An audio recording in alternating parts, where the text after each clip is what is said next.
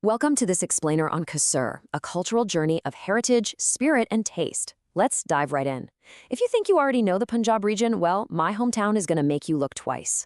Growing up here, I quickly learned that history isn't just kept behind glass. It's lived, breathed, and honestly, tasted every single day.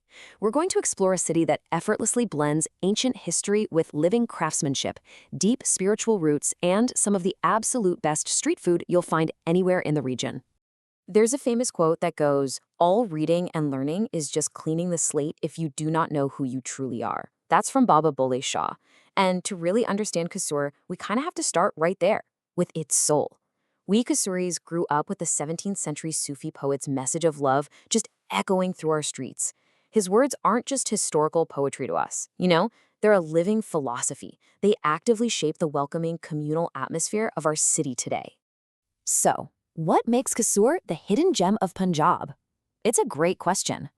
How does a place transition from ancient BC roots to a modern sanctuary of living craftsmanship and culinary masterpieces? Most people look straight to major hubs like Lahore, but Kasur holds its own unique magic. Because we're a border district, we act as this amazing cultural bridge, actively preserving traditions that have slowly faded away in the more industrialized neighboring cities. Let's trace the city's timeline real quick. Pre-1867, Kasur was merely a tehsil of the Lahore division. By 1867, it was elevated to municipality status by the British, and finally, in 1976, it was officially recognized as an independent district.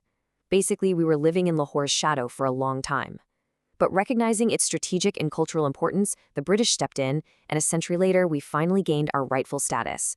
This allowed our unique civic and cultural identity to flourish completely independently.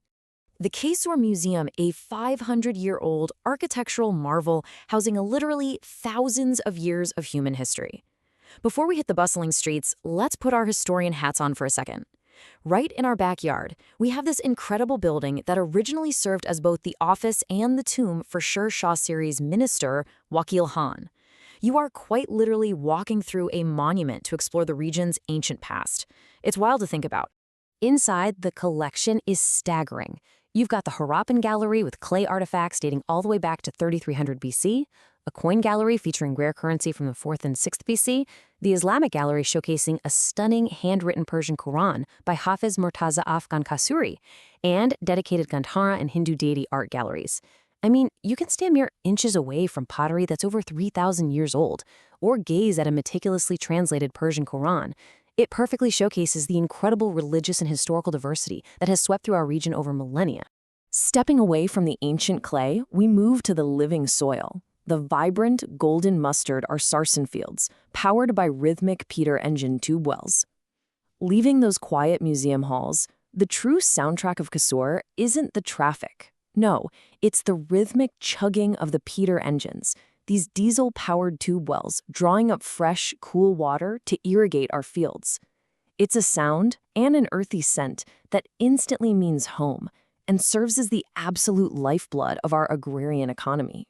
Master potter Muhammad Shafi says, "My children are studying now. They don't do this work. It takes 4 or 5 years just to learn the basics of this craft." That deep connection to the earth really bleeds into our traditional industries. Shafi has 50 years of experience. He learned the trade from his dad when he was just 12. Growing up, I actually remember buying the traditional clay coin banks, we called them gullahs, that he made just to save up for Eid. But as he'll tell you, things are changing. The younger generation is leaning toward formal education over the years of grueling apprenticeship required to master the pottery wheel.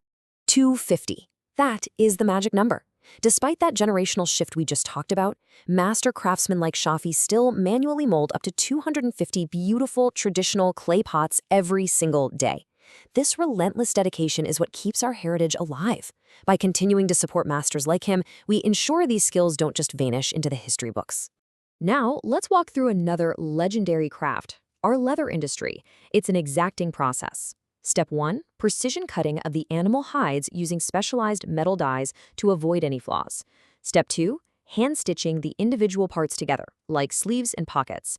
And step 3, the final polishing, beautification, and packaging for the showroom. High-quality cowhide is meticulously transformed through these labor-intensive steps. The end result?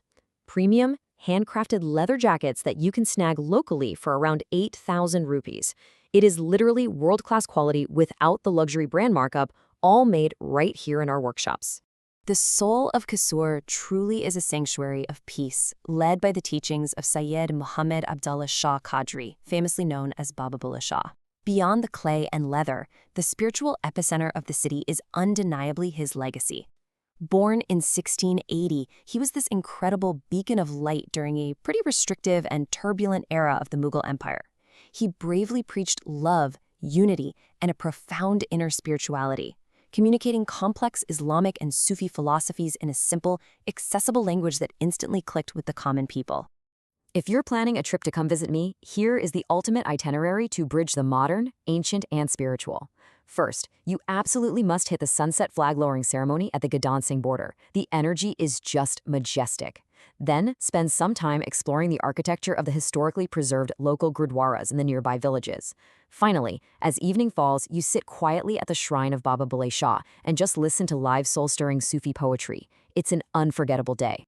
The taste of Kasur means discovering the legendary spicy kala rohu fish. Okay, let's dive into the foodie's delight, because honestly, you haven't truly experienced Kasur until you've tasted this. We're talking about massive, beautiful catches, often around 2.5 kilograms each, prepared in a way that literally has people traveling from all over the country just for a single meal.